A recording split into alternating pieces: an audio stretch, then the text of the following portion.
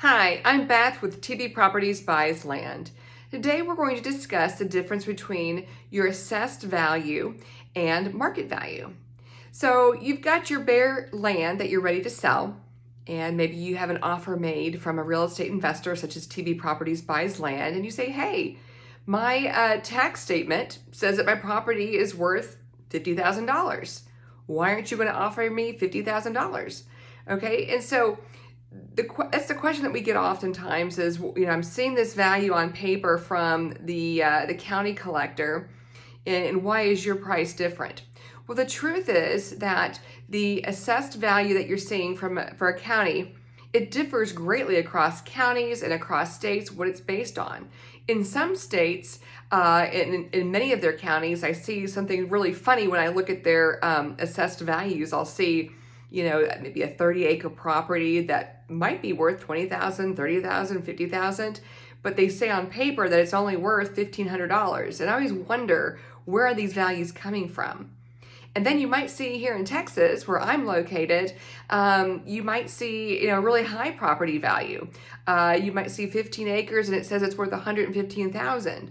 But then you start to look at the property and you wonder, wait a minute, all the trees have been cut down and there's no, road to this property, and where is this coming from? So it's really important to understand that assessed values may be in line with market values. Some counties are really good about trying to get values of the properties based upon market value, and they adjust them accordingly. But again, assessed values are where their tax dollars come from. So if the assessed value is high, they're going to get more tax revenue on that property. So it's hard to say. In some areas, they make a concerted effort to keep the assessed values low so that tax rates are decent and easy to work with. In some areas, they're pushing those up.